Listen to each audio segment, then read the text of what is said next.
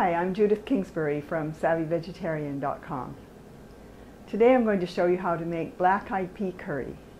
First I'm going to de-seed my jalapeno pepper.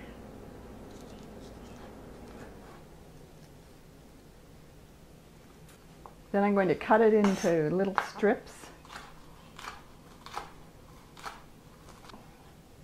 Line up my strips and dice them.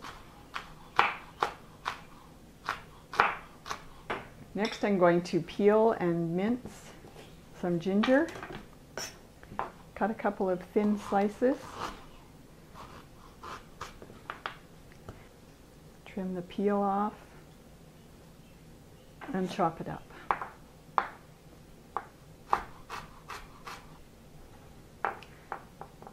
Cut it into strips, turn them around,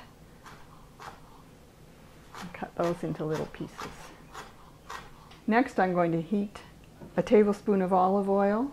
I'm going to add the ginger and jalapeno and my 1 teaspoon of mustard seeds.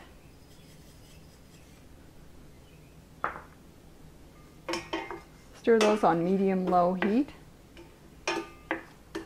and just until the mustard seeds start to pop.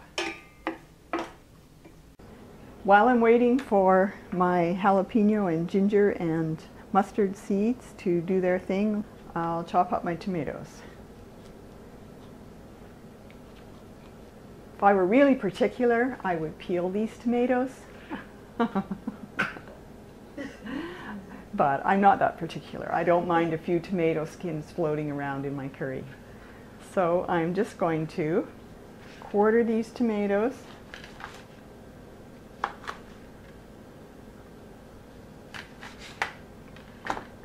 I am going to remove the seeds. Well, that's easy enough to do. Stick your thumb in there and wiggle it around and pull out the seeds and a lot of excess water. All right, I'm ready to chop the tomatoes up.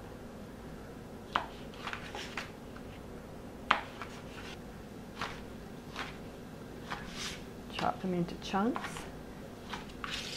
These will still be chunky when the curry is done. Soft, but chunky. I'm starting to get some action here in my frying pan. Just waiting for the mustard seeds to start popping. Okay, I think these have started to pop. They're making little pss, pss, pss sounds. Now I'm going to add the rest of the spices. This is 1 teaspoon of coriander, half a teaspoon of cumin, a teaspoon of paprika, a 1/4 teaspoon of turmeric, and half a teaspoon of salt, plus a bay leaf. Now I'm going to stir that around, heat up the spices. Frying the spices brings out the flavor. Especially important for curry dishes. You only need to do it for maybe a minute. Good enough. Now let's put in the tomatoes. Stir them until they're soft. You can turn up the heat a little bit here.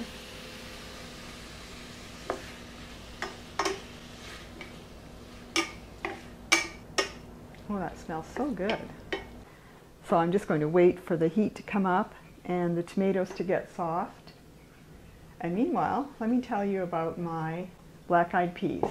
I cooked these the other day in my pressure cooker, and then I put them in small containers and froze them. Then yesterday I pulled 2 containers out of the freezer. That's equivalent to about 2 cans of black-eyed peas, and let them thaw overnight in the fridge. And I retained the cooking water for the liquid in the curry. So these are looking good. Now I'm going to add my black-eyed peas and just enough water to cover. Now you can use vegetable stock or add a bouillon cube for a little extra flavor. I'm just going to let these cook for about 10 minutes and see how they're doing. This is about half a small bunch of cilantro. So what I do is just chop off most of the stem.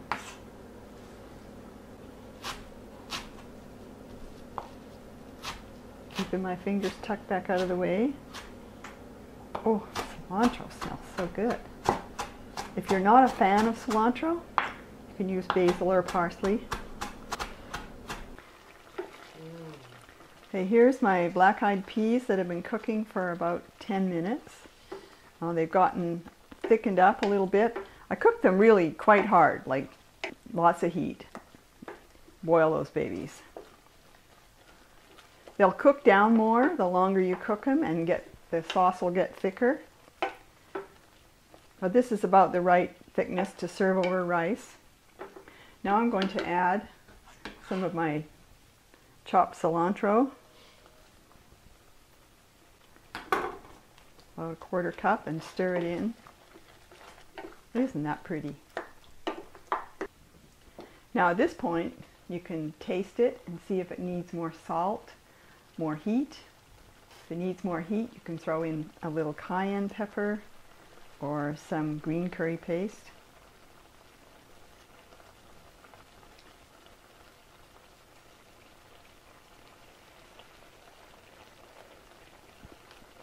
Well, that's perfect for me. It's got just the right amount of heat, in my opinion. Could use a little more salt. Yeah. Oh my God. Thanks for joining me while I made black-eyed pea curry. If you have cooked black-eyed peas, either in a can or in your freezer, this recipe is really quick and easy and makes a great lunch. You can even grind it up and make a hummus if you want to. That would be so good. Yeah. Use it as a dip with crackers or spread it on toast. So enjoy and see you next time.